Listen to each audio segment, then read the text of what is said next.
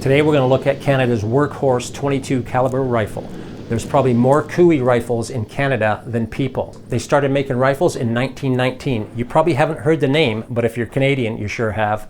We're going to look at mine and we're going to shoot mine. Mine's from the 40s. My first firearm I ever shot, I remember it clear as a bell. I was about 12 or 13 and it was with my dad, and it was shooting his 12 gauge 870 pump. Hey guys, let me know in the comments how you got into the shooting sports and or hunting. I'd love to hear about it. Herbert Cooey was born in 1881 in Toronto, believe it or not. It's hard to believe. Anyway, by 1919, he had a successful machine shop and he was getting government contracts. He was actually making peep sights for the Ross rifle for World War I. So it's pretty cool. He was doing all kinds of other stuff as well. And that's when he introduced his first rifle of many, and it was the Cooey Canuck. And it was a single shot. It just took off. It just went absolutely crazy. This is the Cooey rifle that started it all. It's the Cooey Canuck single shot rifle. Later it was called the Model 75, Model 39, and I believe the Ace. So with the bolt open, you would drop a round in the chamber, close the bolt, but it still wouldn't shoot. You would still have to cock the rifle to shoot it. So it was very safe. And I don't know how many of these were sold, but at one point they were selling about 2,000 a day. So Cooey Machine and Arms moved from their Toronto facility to Cobourg, and it was a bigger facility. They were growing fast, and I believe he had about 300 employees when he moved there. In 1934, he came up with the repeater, which is what we're looking at today. And later on, he called it the Model 60.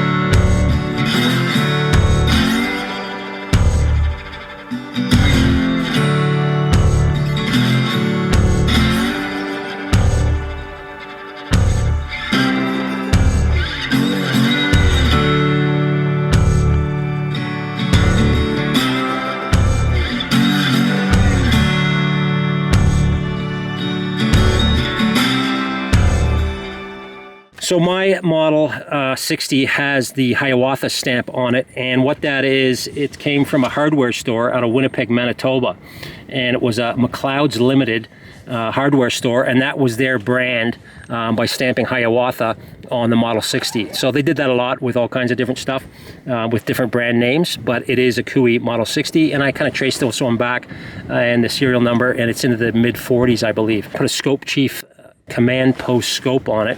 It's got some Weaver rings, and it's on a side mount. And this is my buddy Mark's same model, but just in way better shape, probably a little newer as well.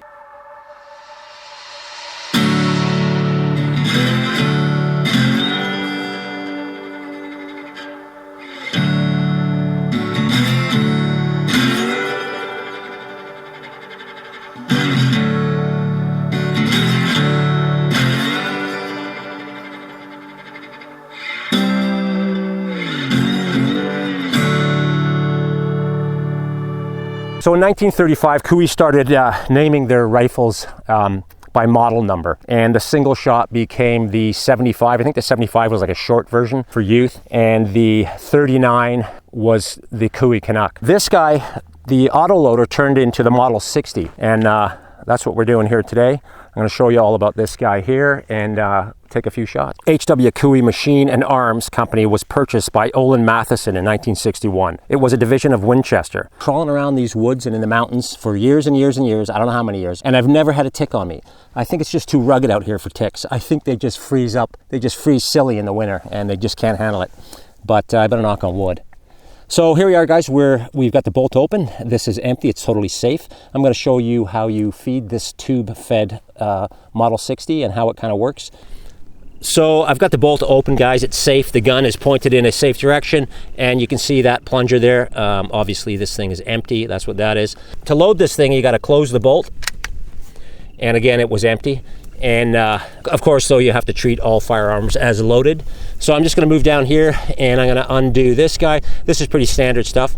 You just unlock it like that, slide it out, and you can see the notches here where the rounds would go. And then you drop these guys in. You can't put them in upside down. You know, some tube-fed rifles, you can drop them in from the tube, you know, backwards, but they just pop in like that. And you can either It's kind of hard to do it here on the camera here, and you can just pop them in. And this one will hold 11 long rifle. It also shoots long and short 22. You then lock it closed. It's got a Mauser type action, so it actually it has a controlled round feed bolt here. Not quite the Mauser quality, of course, but you'll see it here.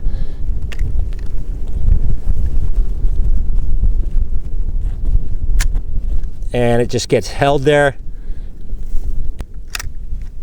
And that's it. The safety on this guy, if you can see it, is this notch here. You pull the bolt back, you pull the hammer back, and you lock it in. It's got a metal butt plate on it in case the gophers get out of hand. If you get overrun, you know, if you got to do some CQB gopher action, it's ready to go. So this thing out west would have shot probably a gazillion gophers. Guys, I'm just going to get a target out here and see how this thing does. For you guys out east, like Ontario, I'm thinking, you know, a 22 out there, you know, you're shooting groundhogs, but there's not a lot of groundhogs. I've been actually here before in this field, and the ground is moving. I mean, you could easily shoot like 1,000 gophers, you know, in a half a day, which sounds pretty disturbing. But it's the same thing as if you had, let's say, you know, if you had a couple mice in your house, that's cool. But if you woke up in the morning, went downstairs or whatever into the living room, and there was 2,000 of them running around, it'd be a problem, and you start whacking them. So that's the deal. Plus, when you get that many gophers, that the coyotes are eating them, so are the birds of prey. You also get a ton of badgers, and badgers will start feeding on them and move in, and then all of a sudden you got giant holes. So this is a badger hole, and it's probably about 1 foot across. And if you step in there and you're moving quickly, you're gonna have issues.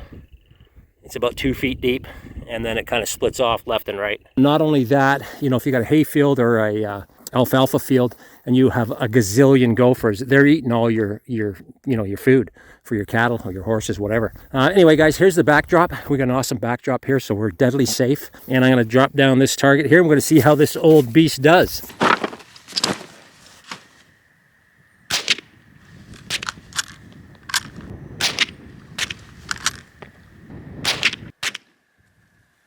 So guys, that's about, I don't know, 50 yards-ish. I just kind of paced it out. And that third one was a flyer, man. I don't know if that's the gun or me, but like I say, usually it holds 0 pretty good. You can't have a proper rifle video without shooting produce. So here's our produce, guys. It's really blowing like crazy here. There's the old Cooey. This is a 17 here. This is a 17 HMR, and this thing is the next level. It's going about twice as fast as a 22. This is what we're shooting today out of the Cooey, and I picked 2 boxes of these up, 400 rounds a box, and they're cheap as dirt. That's why I bought them, and that's the beauty of the 22. It's great, cheap fun for plinking. It's also awesome for pest control. Obviously, if you want to tune it right up, you want to check other brands like CCI and see what the rifle likes to throw. This guy's traveling at 1280.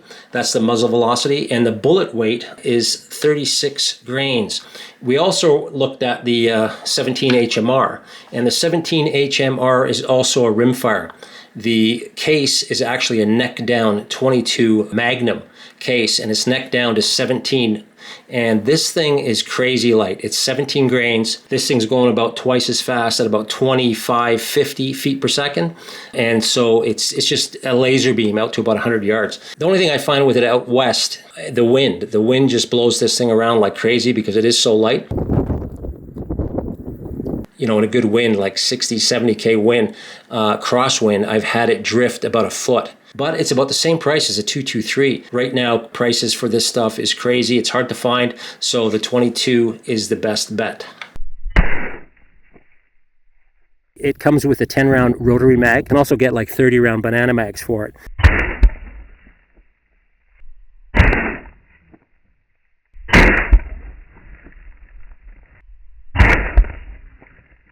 Just for fun, let's see how many apples the 17 HMR goes through. Let's see what the 22 does. That went through the 1 apple, and the tomato's fine, so I can bring that home. And this guy's okay as well. Maybe he's got something in there. Yep.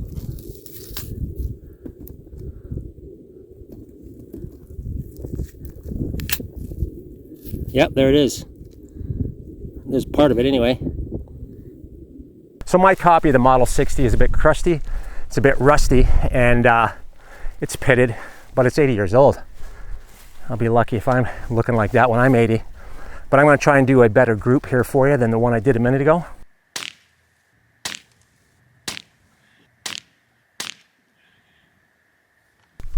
So in 1979, Winchester closed the Cooey plant in Coburg, and that was the end of the Cooey. But what a long haul for sure. Hey guys, thanks for watching, and it was kind of fun taking you guys along here on this bit of a journey. These things are very cool, but so far this old beast has been working great, and that's amazing. I mean, to find anything these days that will last you 80 years like this has is pretty cool. So as I'm looking at the camera here, I just dove into a big badger hole, man. Anyway, glad you didn't see that. But I think I paid 100, whoop, gopher hole.